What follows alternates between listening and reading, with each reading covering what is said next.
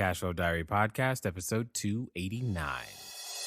Welcome to yet another exciting episode of the Cashflow Diary Podcast, the podcast that teaches you insider tips, tactics, and strategies for creating leverage streams of cash flow into your life. Learn from top-performing entrepreneurs, business owners, investors, and thought leaders from across the globe as they share their secrets to success. Like what you learn on this and other Cashflow Diary podcast episodes? Go to learninvestingnow.com and sign up to receive powerful tips and information that will help you succeed as an entrepreneur and investor. Now, here's your host, investor, entrepreneur, business owner, educator, speaker, author, and master facilitator of Robert Kiyosaki's cash flow game, Jay Massey. All right, ladies and gentlemen, welcome to another episode of the Cashflow Diary Podcast. I'm your host, Jay Massey, and I'm glad that you're here today because here's what I know about you. I know one of the things that you want to do is you want to be able to find another way or additional ways to increase your cash flow. That's why you're listening. See, you thought I was psychic. I know. Here's the point. There are many ways to do it. You guys, we've talked about real estate before. We've talked about various forms of business, from patents, from ideas. We've had venture capitalists on. And sometimes you're like, is there a way that I can just do my own thing, my own way? You know, what if there was? What if you could just take control? What if you could find a way to get out of that student loan debt that you currently have, and it could happen faster than you think, simply by sharing something you're passionate about and what you know? Well, today's guest is going to be able to educate you in that particular field because that's exactly what he has managed to do. He is the creator and online instructor and founder for videoschoolonline.com. His name is Phil Ebiner. And what's interesting to me is that oftentimes when we think of, hey, how much money do you want to earn, we think in terms of a year. So maybe it's 30,000, 40,000, 50,000, 80,000, 100,000 a year, whatever. But I'm going to challenge you with this thought. What if what you earned in a year, you began to earn that in a month? Because he's done it. He has earned some people's annual income in a month. I think you and I are going to learn a lot, so let us listen to Phil Ebiner. Phil, you there? Hey, I'm here. That was a great intro, and I'm so excited to be here and talk about creating online courses and just chatting about building a cash flow. And I'm not sure if you have had other guests that have talked about online courses, but it's an industry that's booming right now, and it's great time to get into it right now. Indeed. And we've had many different aspects. Nobody who actually talks about the things that I assume you and I are going to talk about, from video creation, and no one has ever mentioned Udemy to my recollection. So it'll be very interesting because I'm sure you'll have different lessons that you have learned. But before we get into any of that, what we want to know is I've got to ask you the same question I ask everybody. So I tend to look at today's entrepreneurs a lot like yesterday's superheroes. So, Batman, Robin, the Hulk, Black Widow, depending on whatever you call a superhero. Well, and I think entrepreneurs and superheroes have a ton in common. For example, occasionally we get dressed up. Sometimes we wear masks and capes, or at least we think we are wearing masks and capes as we go around swooping and saving our customers. And also, like superheroes, before we were super, we had, an origin story. Before Spider-Man was climbing walls, he was just kind of, doing his newspaper gig. So my question to you, sir, is before the 150,000 students who have taken your courses, before building this, we'll call it online empire, okay, who is Phil Ebiner? Oh, that is a great question. And no one really knows. Just kidding. I'm here to unmask the superhero. Right. I just asked you to reveal your secret identity. I get it. I get what I just did there. I got it. No, yeah, that's a great question. I'm still relatively young. I'm 26 at this time, and I graduated from college not too long ago. So I grew up in Southern California, went to college at Loyola Marymount University in Southern California, and graduated in 2011. And throughout my childhood and more into high school and then officially into college, I got really into creating videos. So much so that that's what I decided my degree should be in when I went to college. So I studied film and television production at LMU. And it was a great experience, great time, very expensive experience, spending literally hundreds of thousands of dollars on school, even with scholarships and working throughout the entire time as well. All of you know how expensive private education can be. So I got out of school and I landed a couple jobs doing full-time video editing work. I worked hard at an internship at school while I was doing school, and I got a job right away, and I was just working full-time, but making not that much money back then, around $30,000 a year. And that's a lot for some people in some places, but coming out of school with literally $100,000 in student loan debt, trying to live on my own because I didn't want to move back into my parents', all that money was gone before it even hit my wallet or my bank account. So I worked for a few years just doing mostly video editing, and on the side working my butt off to do side gigs like wedding videography and freelance video editing. So that's my background. Got it. That now I just want to make sure that I'm clear on something and that everybody else heard it too. Did you say hundreds of thousands of dollars of student loans, even though you had scholarships and were working? So I ended up with just a little over 100,000 in debt, but the total education, I had almost a half tuition scholarship. So in total, I think the actual cost of education was $150,000 to $200,000 for the 4 years at LMU. And I think even now, I mean, that was like 6 years ago. Now it's even more, which is ridiculous.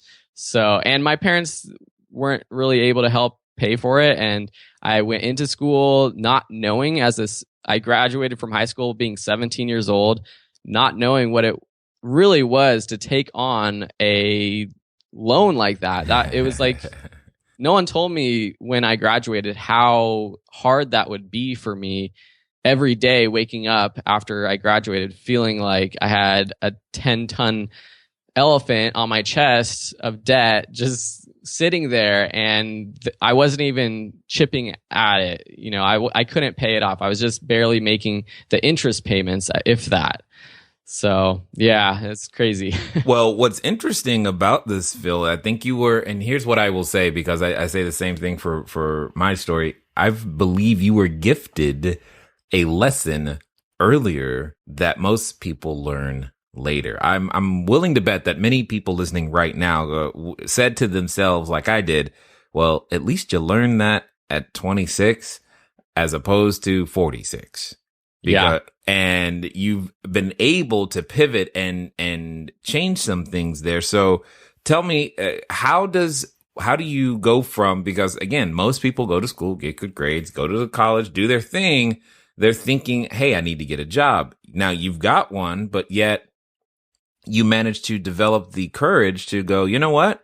I have a superpower here that I could go use in other ways. Where did that courage come from to be able to even offer your services to that first client?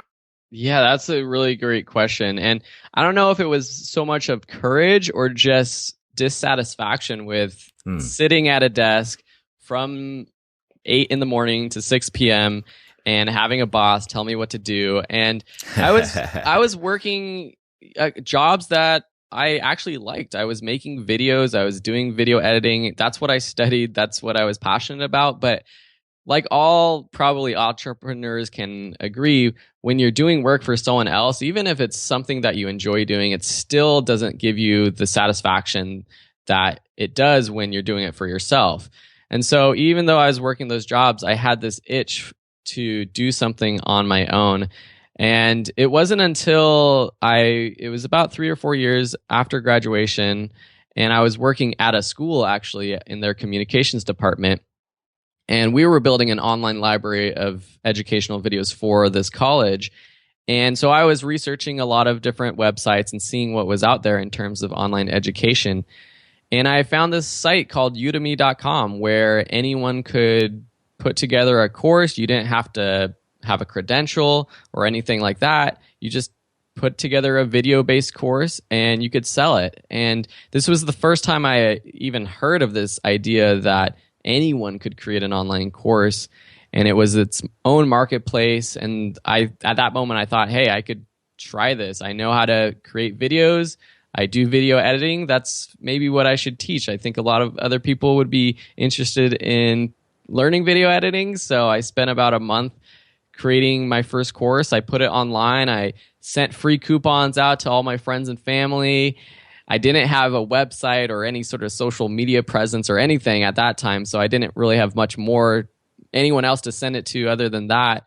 But in that first month, I made $62, and that just blew my mind because you were hooked. I was hooked. It was like crazy that someone would buy a course from me, a nobody, and people started to like my course. They left reviews for my course. People said that my course helped them get a job. And so it was stuff like that that just got me addicted to creating and selling online courses. I totally understand. Something happens about it. There's a concept that I teach, and I always tell people, what you got to do is you got to get that shut up check. It's that check that when it comes, it makes that subconscious just shut up. Like, because occasionally in the back of your head, you're wondering, is this going to work? Mm-hmm. I mean, is anyone going to really do this? And then the check comes and you're like, oh my God, this is real. And it doesn't even matter the amount. As you said, $62. It doesn't matter the amount. It matters that the concept is real and that you did it and that all those things are there. But there's something that you mentioned that I want to bring out, because you mentioned that you were doing this with no experience. You had no audience, no social media presence. You don't have any sort of teaching credential. To me, that communicates that the barrier to entry for entrepreneurship isn't money, isn't time. It has nothing to do with resources, but everything to do with willingness. Would you agree?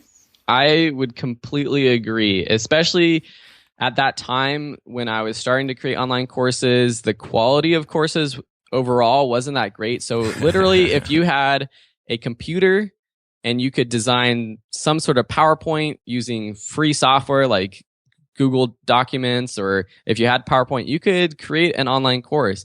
Nowadays, I would say that to break into this business, there's a little bit of a startup cost just so that when you're creating your first online course, the quality of your audio is decent. And you might have to edit your videos, so you might have to buy video editing software, but it's still so much cheaper than any other business that I know of. You could literally get started and create a high quality course with equipment that costs less than a couple $100.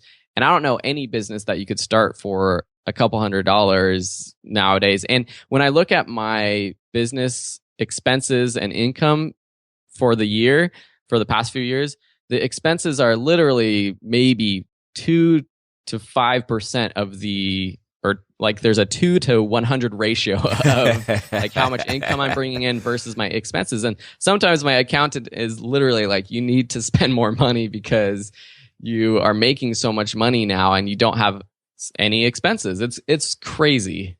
Yeah. Totally understood. Now, I also think that, and one of the things that I love about today's technology, today's business, is for most people, if they have the ability to listen to our voices right now, like whatever, I don't know if you're on Stitcher, iTunes, SoundCloud, whatever you're doing to be able to listen to us, I think they have all the equipment that they need, and They just need to go out there and make something happen. So let's talk about something that tends to happen when, entrepreneurs go out there to make their start. So what was that conversation like when you said, hey, mom, hey, dad, hey, friends, guess what? I'm going to go make courses online. Yeah, I know I went, to Loyola and I know we paid all this money, but what I'm going to do now is go make some courses.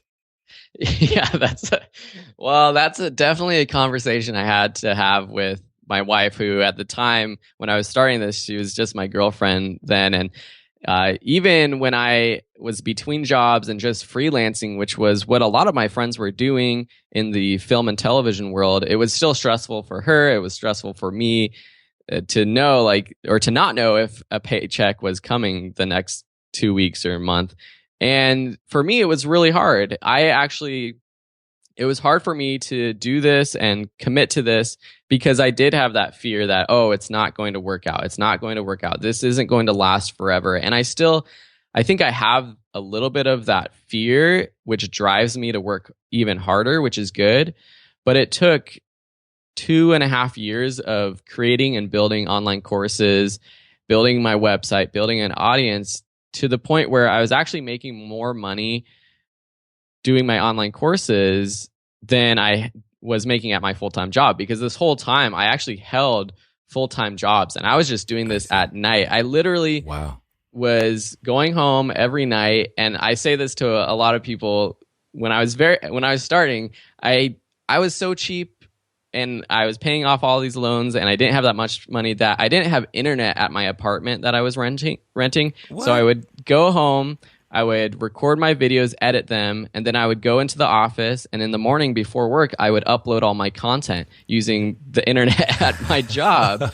And that's what I did for a couple years. It didn't take a couple years to get internet at my apartment. It wasn't that long, but it took literally until I was making more than I was at my full-time job to feel comfortable leaving it and focusing on building my own business. And I think I honestly could have done it earlier, because I've seen that since I made that jump and I've been able to spend 40 hours a week or more, or at least having the focus of 40 hours a week on my own business, I've seen such a growth. And I'm just excited and blessed to be doing this for about a year or so now, full time. Got it. So, talk to me a bit about that first one, because oftentimes, you develop the courage, you leave the job. What does that first day, first week look like when you go, okay, I'm no longer going to have this job? Did you freak out? Was it normal? What were you feeling? I was scared. I was definitely scared, but I think I enjoyed the freedom of not having to go into the office so much that it just was great for me. And I think I was lucky to have been born with the drive to be able to wake up every morning and get to work and have a to-do list and complete tasks. And a lot of people, I think, struggle to do that. And if you didn't have a job and you said you were going to do your own business, it would be a struggle to wake up every morning and to get to work. You would get distracted by whatever, the internet, TV, going out, or whatever it is. But for me, I've just been lucky. I am very focused, and I think that's necessary if you're working on your own business to really have a schedule still. And even though I'm working for myself, I still wake up, I still work normal hours. But then when normal hours are done, when it's 5 or 6 o'clock at night, I cut myself off from work. And that was actually a huge benefit from jumping to doing this full time, because when I was working full time at another job, I would work 40 hours a week. Then I would come home and work on my business. And on the weekends, I would work on my business.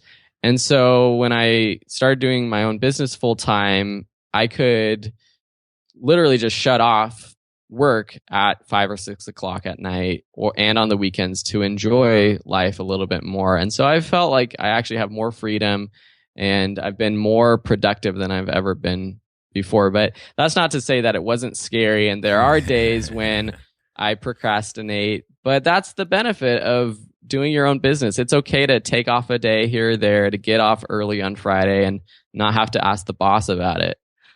Well, you're married. You said the boss is still there. Yeah, that's true. I'm just saying.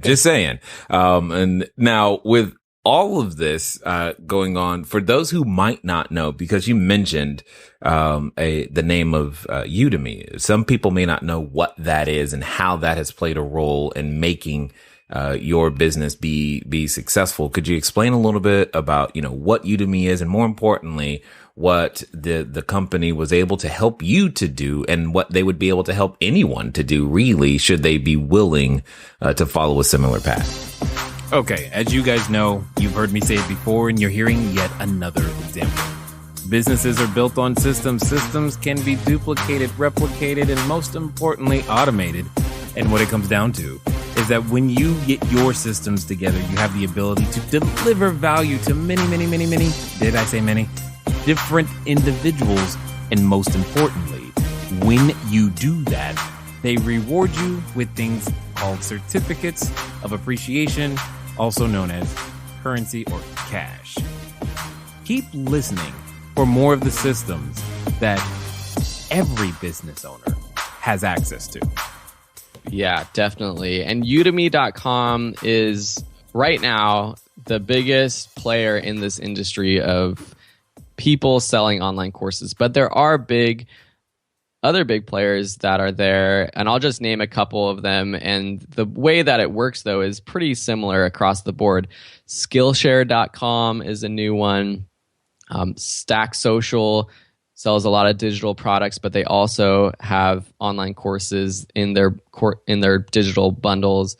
Amazon is also getting into the game. They just announced Amazon Video Direct as a place where people can upload content, video content, and sell it. So they're new, and from Amazon's track record, they are probably going to be a big player in this industry. But with Udemy.com, they've been around for a while, and basically it's a marketplace. It's going to Amazon, it's going to eBay, but all that's there are online courses. And so you can search for anything from learning how to design in Photoshop, to baking bread, to losing weight, to really whatever. There's anything you want to learn, you can find it on Udemy. And everything is built into an online course, a video-based course. They're typically between an hour to 3 or 4 hours. There's longer courses. There's advanced programming courses that are 20, 30 plus hours. There's shorter courses. But in general, courses are a couple hours or so. And most of the content is video-based. And one of the questions I always get is, well, why would someone pay for a video course when you can just go on YouTube or on a blog and find out the answer to literally any question you have? And that's a good question. And I think there's just different types of people. And there's the type of person that is willing to buy a course for $20 to $50 on Udemy to get everything you would need to know about a specific skill. And the courses that do the best are the ones that really have that sort of at the end of this course, you're getting this skill, and it's not just here, I'm teaching you one little tip or trick, but I'm going to transform you somehow. And even if it's just with, for example, some of my classes, I have a complete photography class or a complete designing animated videos in Adobe After Effects class, but I really teach them not only how to use the tool, but how to find a job with that tool or how to make money with those skills. So they're really complete classes. And the way that it works as an instructor is you just sign up. It's free to sign up for an account, and then you just go create your content. You have to shoot your content yourself with your video camera or using screen recording software on your computer and a microphone. And once you have all your content created, you upload it to Udemy. You can organize your courses into sections or chapters. You can add supplemental resources, like if you have like a PDF guide or an audio guide or templates or anything else you want to add to your course, you can do that. And then, of course, like any marketplace, you have to promote your course. So you have to write out sales copy. You have to design a thumbnail that looks good, that entices someone to click on your course when they're searching for your topic and they see your course in the search results. So there's a lot of actually marketing when it comes to creating online courses if you want to be successful. And that's something that I've had to learn because I'm great at creating content. I have a video background, but the whole marketing side was something that I had to learn from scratch. And then just finally, how does it actually work with getting paid on Udemy? Right now, they have sort of a band where you can only charge between $20 and $50 for your course. And if you're promoting it to your own audience using your own, basically it's like a unique URL when you're sending out to your own audience, you actually make 100% of those sales minus 3% transaction costs. So that's really awesome. If you have an audience already and you want to create a course and host it using Udemy, then you can do that and make most of the money. The best part about Udemy, though, is that they have 11 million students right now, and it's growing rapidly around the world. And so there's tons of people searching for your course, probably your course topic. And if they do end up landing on your course and buying your course, you'll make money, but you split it with Udemy 50-50 because they're doing marketing, they're driving traffic, they're growing their brand in the US and abroad. And so you're splitting money with Udemy when they drive traffic to your course. So I hope that gives a rundown. I don't know if there's any questions you have about that. No, I mean, that was perfect. I mean, not a Udemy user personally, but it is definitely, I mean, I've not put anything up there, for sale per se. So I'm, from that aspect, I was like, oh, okay, that's how it works. Interestingly, however, I do buy courses from there. It's good to hear the other side of that table. So, I've bought courses from there because one of the things that I was going to ask you about is, many of us, when we begin our entrepreneurial journey, we think like you thought, hey, I'm going to do video editing. That's it. I do video editing, but there are so many other things, at least in my experience, there have been so many other things that we've had to learn in order to just actually do the one thing we were trying to do in the first place.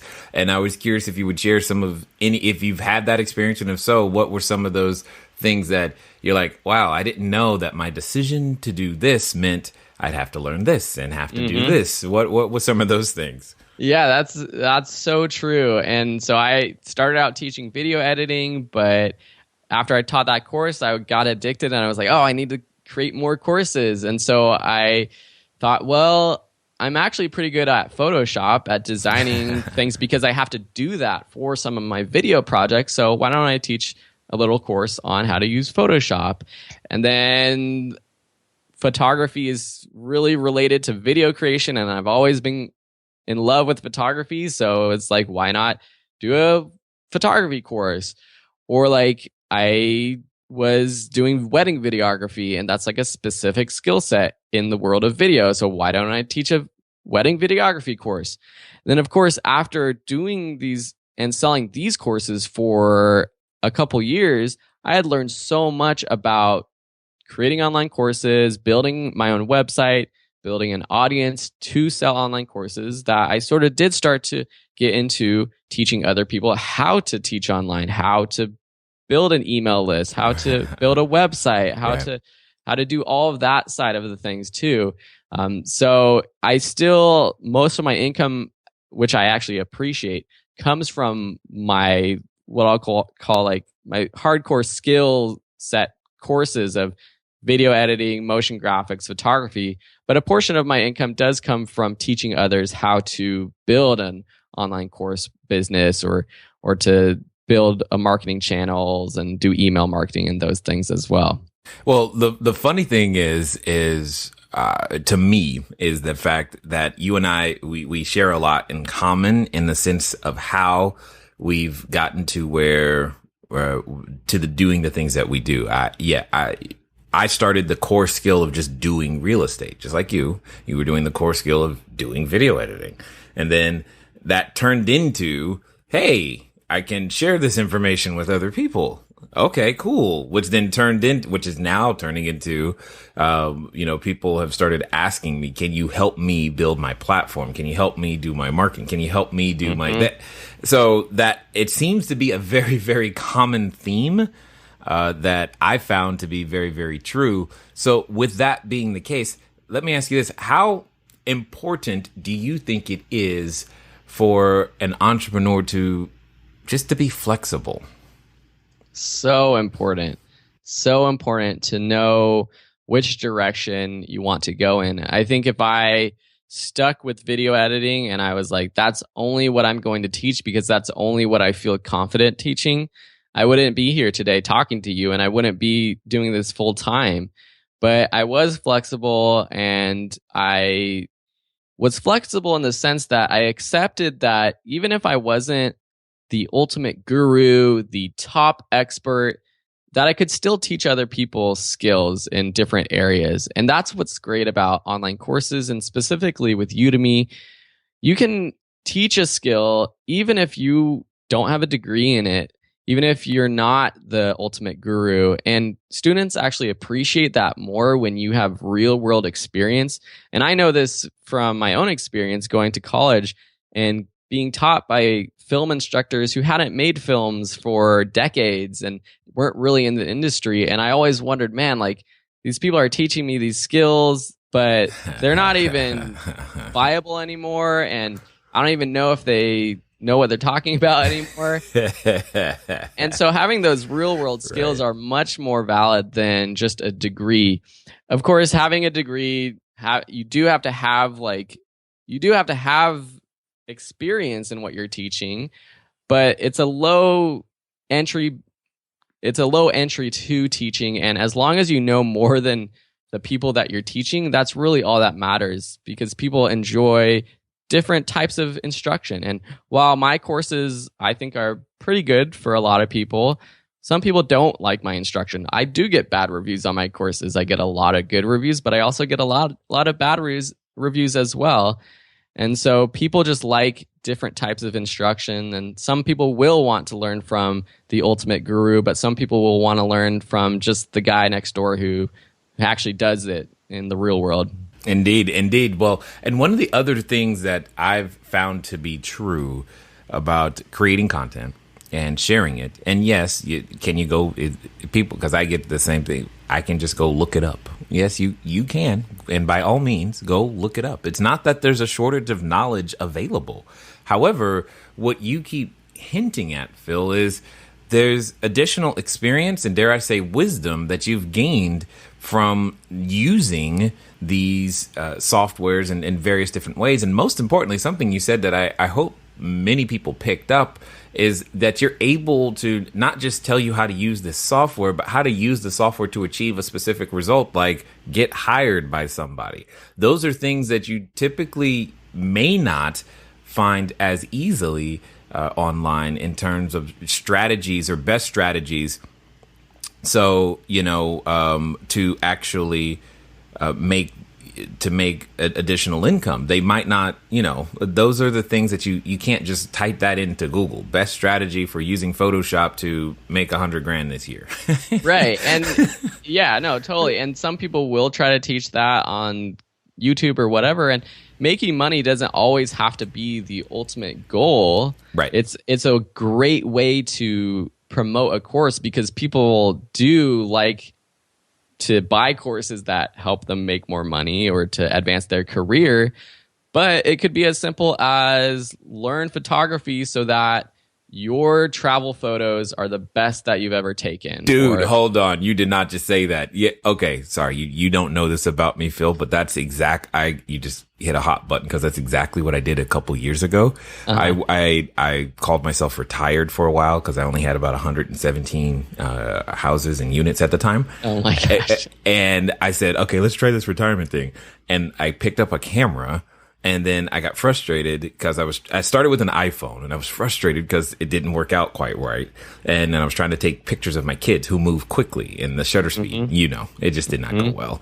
And that led all the way to the point to where I challenged myself to get published in the newspaper. I started taking photos in the sports section for UCI, University of California, Irvine. And I went total all in on just wanting to get it. And oftentimes when people come over now, they look at some of the photos that we have of our kids and they're like, wow, that's awesome. Where'd you have that made? I'm like, I did that. Yeah. Like, what? No way. I'm like, yep. And that I did that and that and that. They're just like, these are incredible. Are you a photographer? Nope. But we got good photos, baby. That is great. That is so good. And see, if someone like you had taken a course of mine on photography or a different subject and had come away with that sort of feeling of being so accomplished, that is ultimately why I teach online courses, because I want to help people learn new skills. That is great. I love it. Yeah. I mean, now I'm the designated photographer everywhere I go, but you know, double-edged sword, but that's okay. That's okay. You know, so here's a question though. Now that you've managed to establish your brand, yourself, etc., what's like the next step for you know, either videoschoolonline.com or what's your next step? Yeah.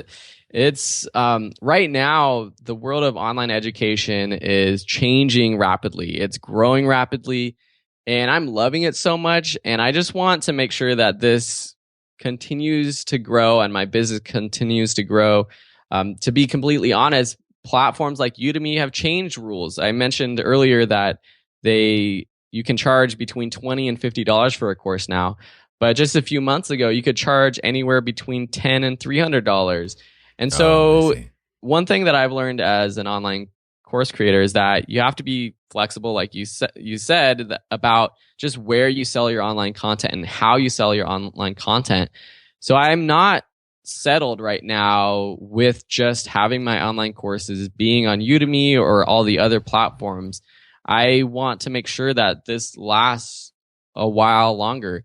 I was able to pay off all of my student debt with my income from creating online courses, which is amazing. And I'm pretty financially sound right now, saving for retirement, saving up for a house down payment. But I'm nowhere near having enough money to walk away from creating online courses or just saying, oh, I'm just going to let them go for now. I'm not going to pay any attention to them. So I'm really just in the mindset that I really want to make this work out for at least the next 4 or 5 years.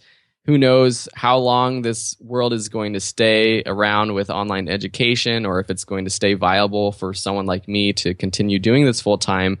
I hope it does. But also by the time, if for some reason online education all becomes free someday, because eventually I feel like people are going to be tired of paying for content at all, and people do just want content for free, whether it's television, cable, Netflix, whatever. People do just want content for free. But when that time comes, I hope that my business, videoschoolonline.com, has grown enough so that I have an audience that I can pivot in a different direction, whether it's in-person training or some other type of training or just something completely different. I just want to make sure that my business grows to a point where that can be a viable business on its own for the long run. Right now, I'm still really excited about Udemy.com. I think they're making some great changes to be viable for the long term.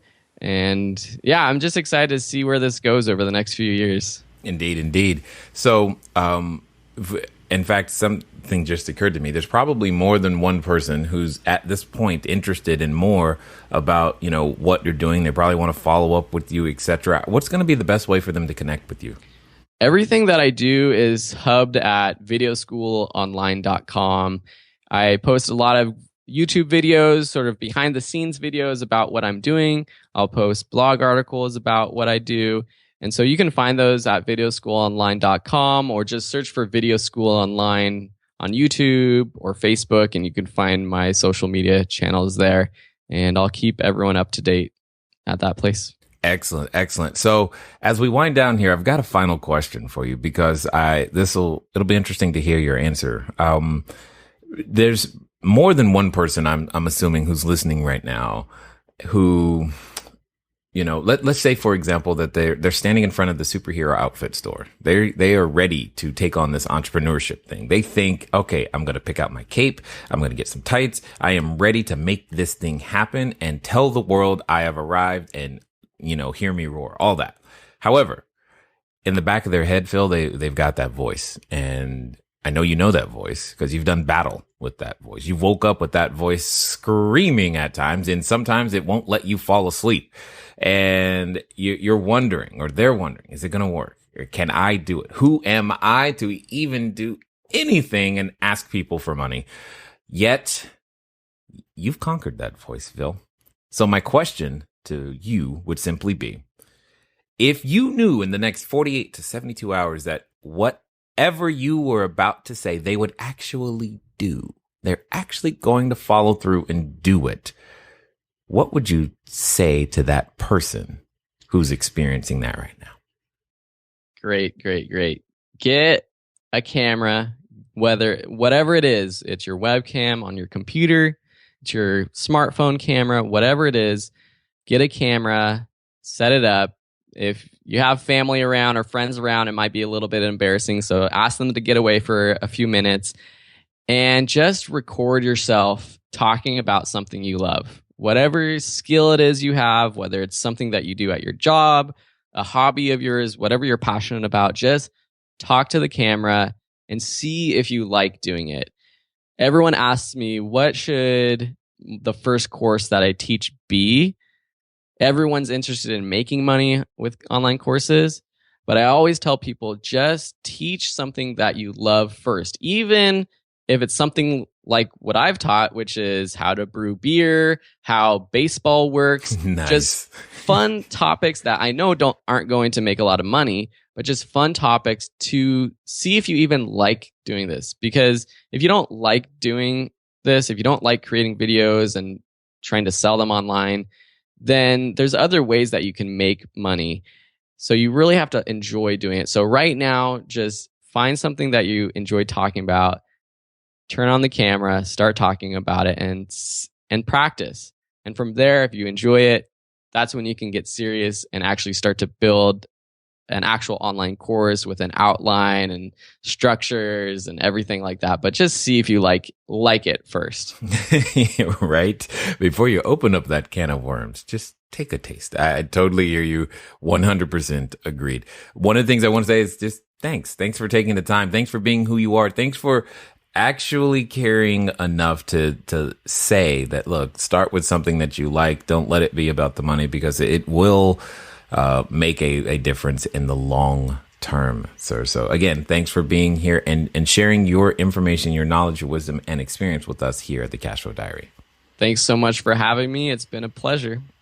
All right, ladies and gentlemen, you know what time it is. It's time for you to move at the speed of instruction. What does that mean today? That means videoschoolonline.com. It could mean that. Duh. Go. Make something happen. Why? Because you just heard from another person who has managed to make something happen using just his ideas. I'm telling you guys, you are some of the richest people on the planet. It's intellectual capital that matters. Take those concepts, turn them into cash. It's been fun talking to you today. I look forward to talking to you guys soon. Until next time.